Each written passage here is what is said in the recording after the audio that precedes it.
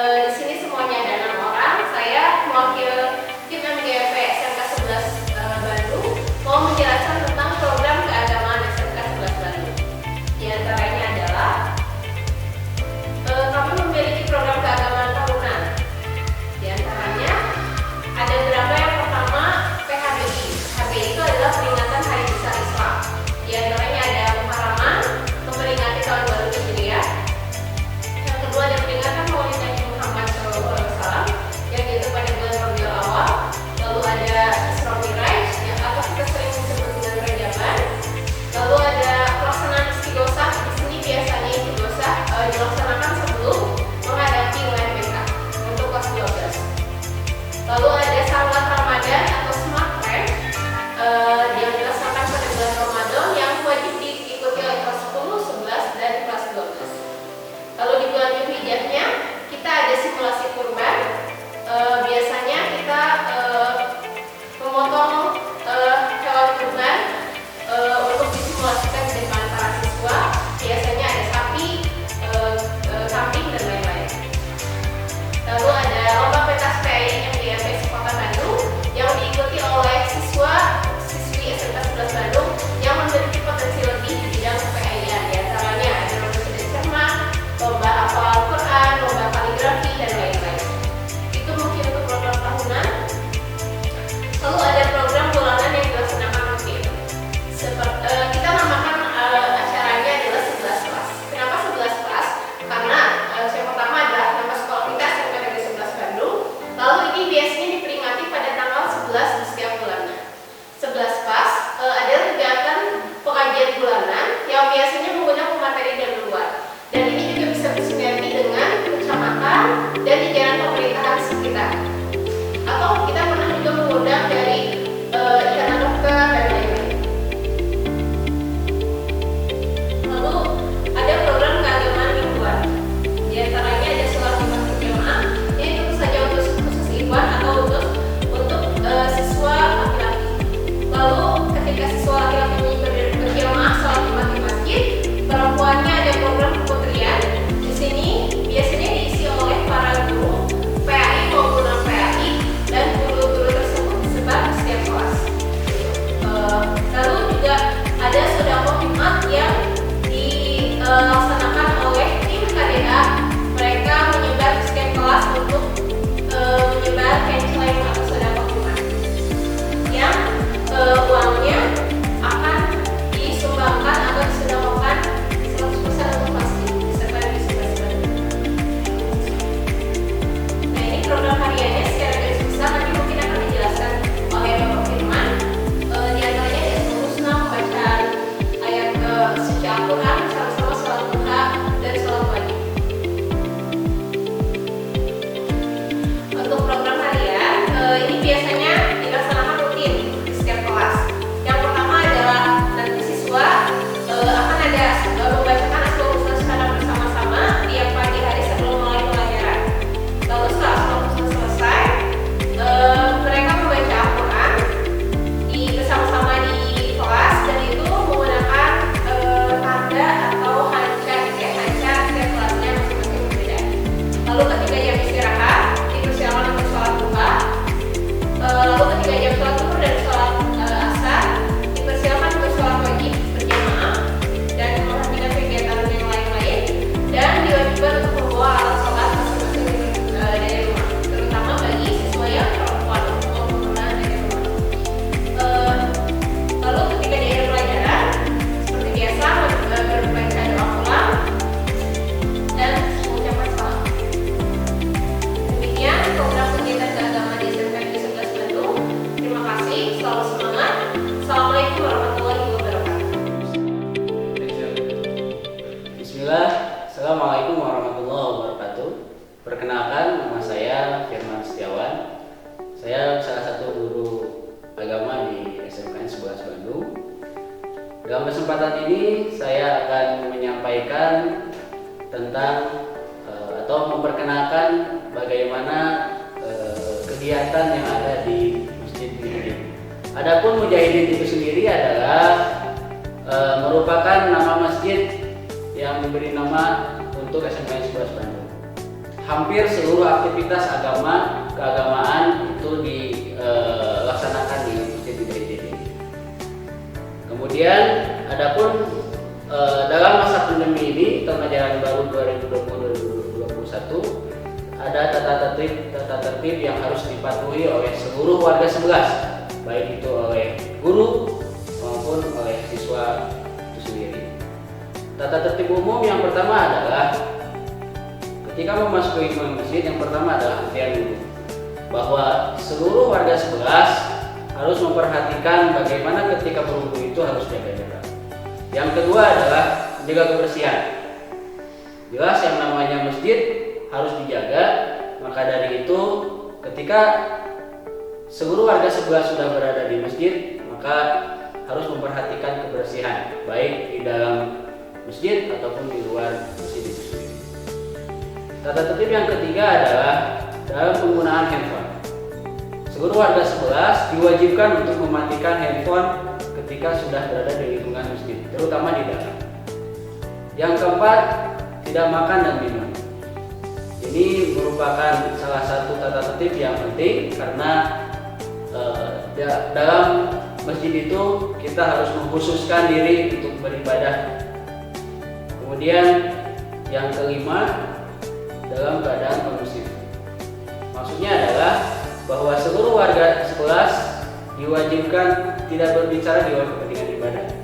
Contohnya dalam sholat berjamaah ataupun ketika jamaah mendengarkan khutbah dari khotib. Kemudian yang keenam adalah jaga jarak sholat. Tahun ajaran sekarang Masjid Mujahidin sudah menerapkan untuk mencegah penularan COVID-19 bahwa sholat menjadi jaga jarak antara satu jamaah dengan yang lainnya.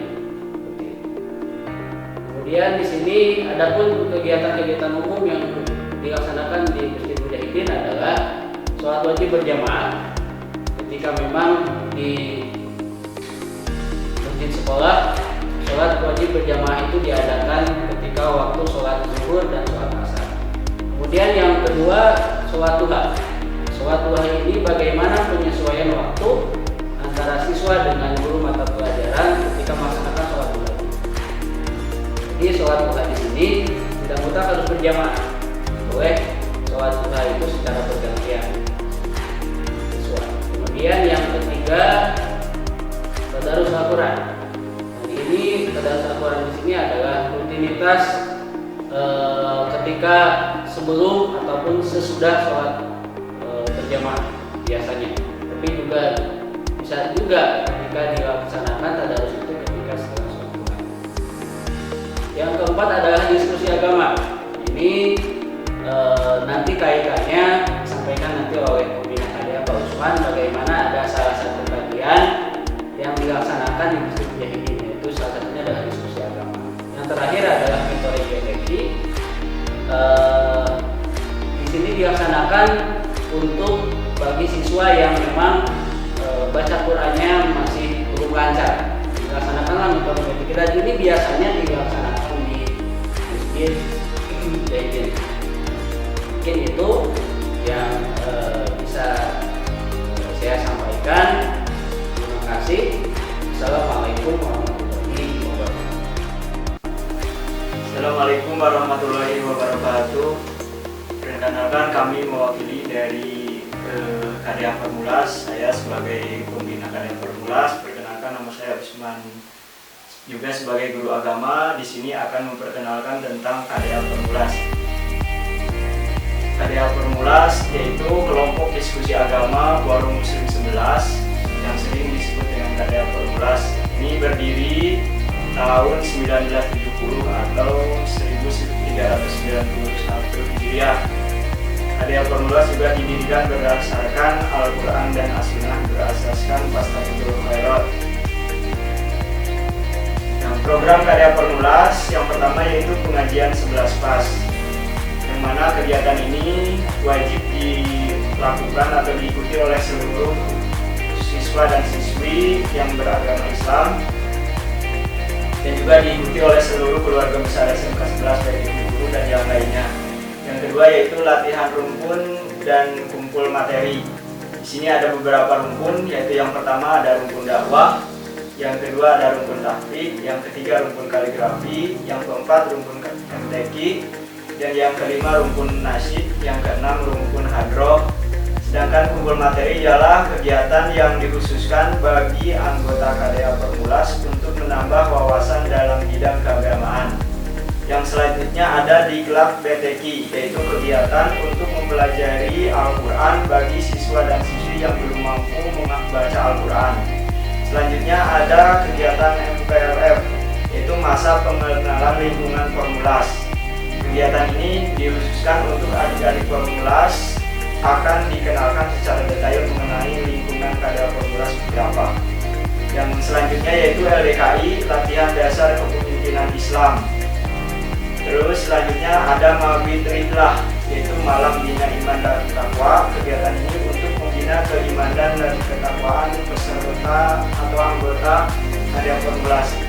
Selanjutnya KDA Permulas mengadakan perlombaan dalam kompetensi seni di bidang keagamaan tingkat SMK Negeri 11.